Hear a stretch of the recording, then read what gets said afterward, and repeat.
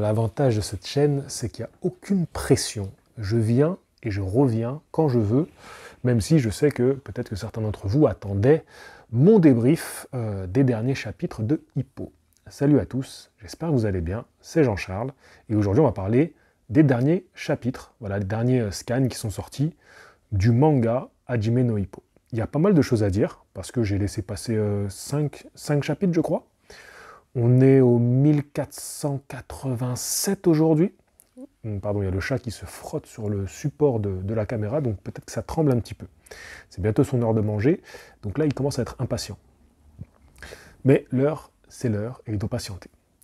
Donc les gars, j'avais envie de vous donner donc un peu mon ressenti. J'ai pris quelques notes, hein, voilà, j'ai quelques points que j'aimerais développer avec vous. Ça ne va pas être forcément dans l'ordre des chapitres, mais quasiment. Voilà, quasiment, je vais quand même reprendre à peu près dans l'ordre chronologique. Alors, depuis la dernière fois, depuis qu'on s'est quitté, vous savez que donc, Mashiba a perdu, le lapsus, a perdu son championnat du monde. Alors, ce qu'on apprend, donc depuis notre dernière discussion entre nous, ce qu'on apprend, c'est qu'il y a des dommages potentiels au cerveau et à la colonne vertébrale. Donc, les hypothèses que vous aviez développées, vous voyez, il est là, hein, il vient insister, le chat, les hypothèses que vous aviez, avec justement le petit signe qui avait été montré par le dessinateur avec une petite étincelle derrière la tête, ben, ça s'est avéré totalement vrai. Et donc oui, le suspense qu'on lui met aujourd'hui, c'est que peut-être que Mashiba, sa carrière est terminée, et même potentiellement, ben, sa vie d'homme va être chamboulée, tu vois, après ça, parce que ben, déjà, qu'est-ce que tu fais après la boxe? Et en plus, si tu es en incapacité, que tu es handicapé physiquement assez gravement, c'est terrible. Donc là, ça met une ambiance un petit peu lourde dans le manga, surtout qu'on sait que Mashiba, c'est le frère de la petite copine de Hippo. Bon, on peut dire que sa petite copine, même si, bon, vous savez comment c'est dans ce genre de manga, où c'est quelque chose duquel je me plains beaucoup, que ça prend des plombes à avancer. En fait, soit tu fais à la DBZ, où rapidement, bah, ils sont en couple, et au moins c'est clair, même si tu n'as pas d'étendue émotionnelle, on ne s'attarde pas là-dessus, mais au moins on sait qu'ils sont en couple, tu vois, et voilà, ils forment une famille.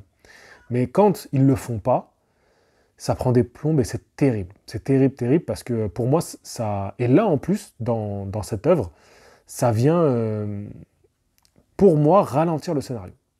Donc là, ça crée une ambiance très bizarre entre les deux, où ben, lui, c'est Hippo, par rapport à Akumi, il ne sait plus trop où se positionner. Mais on y reviendra à la fin de cette vidéo.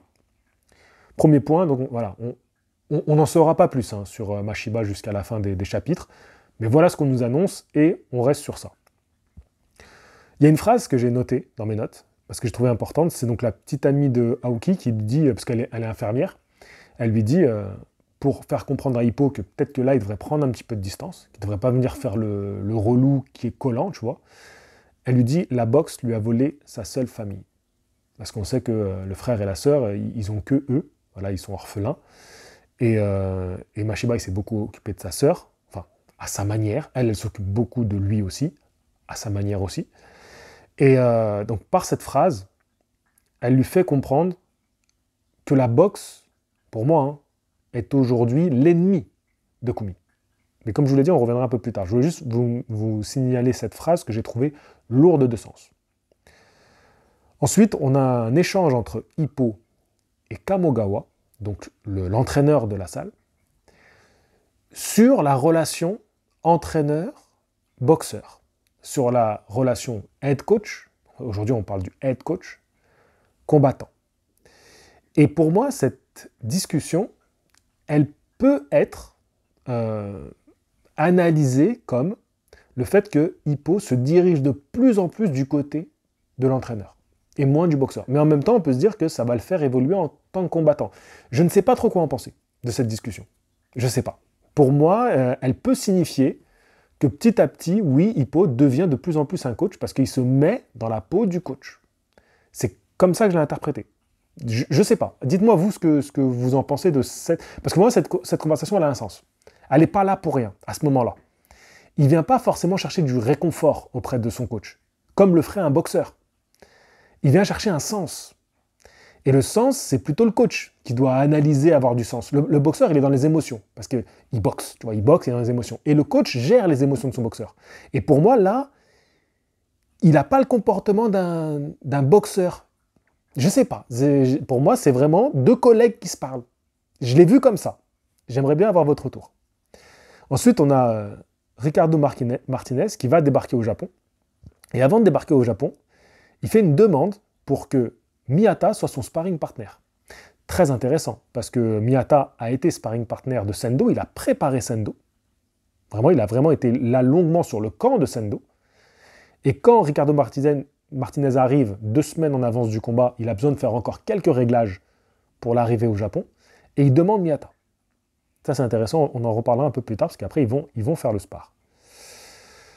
Takeshi Sendo, lors de son footing, tombe nez à nez avec Martinez. Cette scène, elle est super, parce qu'on voit toute la détermination de Sendo, et elle sera confirmée un peu plus tard, mais déjà là, on se dit, ok, Sendo, en fait, il est dans un autre moule, un peu plus à la Mashiba, tu vois. C'est vraiment un mec, en fait, il est tellement sur son combat, que quand il le croise, le mec, il s'est préparé pour lui, il a presque envie de le démarrer maintenant, voilà, de commencer le combat tout de suite. Alors qu'on voit que Ricardo Martinez, lui, est beaucoup plus mesuré, beaucoup plus intelligent, beaucoup plus posé, avec beaucoup plus de sang-froid. Lui, c'est pas maintenant le combat c'est dans 2 semaines. Lui, il court pour courir. Qu'il croise son adversaire ou pas, ça change rien pour lui. Tu vois ce que je veux dire? Donc, ça, moi, j'ai trouvé que c'était une scène qui était forte, même si elle est très courte, mais elle est forte. Ensuite, le sparring partner, justement, donc le sparring entre Miyata et Ricardo. Excellent sparring. Voilà, excellent sparring où on voit Ricardo qui met à l'amende les autres combattants. Et quand c'est donc Miyata qui monte, là on voit que c'est un level au-dessus. Alors bon, c'est excessif, hein, Miyata qui se téléporte clairement sur le ring. Voilà, le mec qui se téléporte. Et on est dans Dragon Ball. Hein. Et Ricardo qui arrive à le suivre, qui arrive à suivre ses déplacements. Et en fait, ce qu'on apprend de Ricardo, bah, c'est ce qui va être le nom de ma vidéo, c'est le nom du chapitre. C'est qu'en fait, c'est voilà, c'est quelqu'un qui observe. Il est intelligent, il se pose 1000 questions. Et Miyata, qui est un peu un combattant comme ça aussi, très réfléchi, et ben en fait, pour lui, il voit aussi un modèle, tu vois. Un modèle, un exemple, tout ce que tu veux.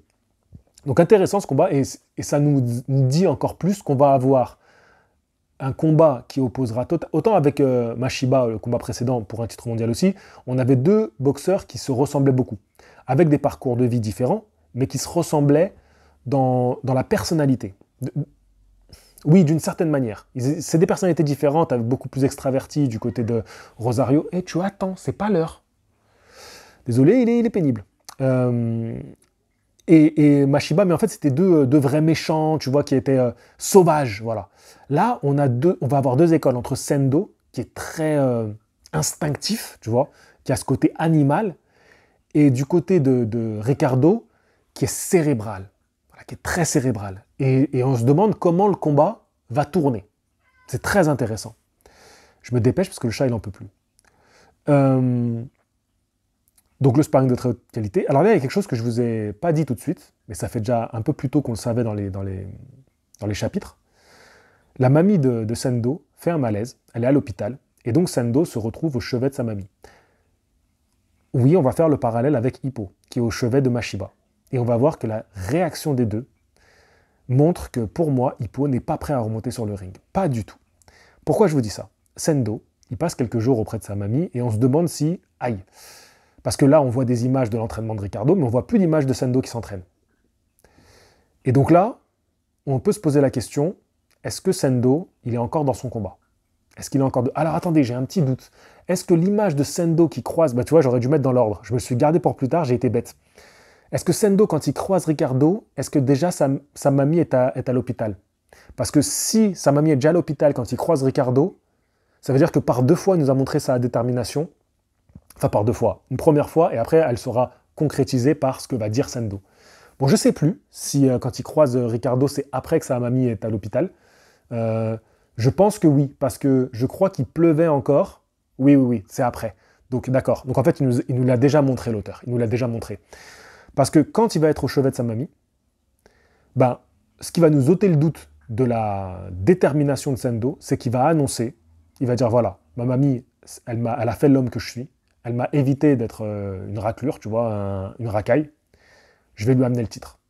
Et quand il dit ça, c'est pas juste, tu vois, Rocky au chevet de sa femme qui pleure et qui en peut plus, tu vois. Non, c'est un mec déterminé. Et en fait, pour lui, c'est une raison de plus.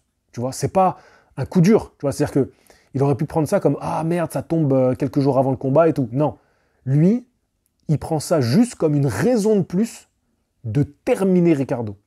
Et pour moi, c'est ce qui fait la différence avec un hippo qu'on voit se morfondre, qu'on voit être dans l'attente, qu'on voit se poser 1000 questions, pas savoir quoi faire, même si hippo, il reste dans le côté boxe. Hein.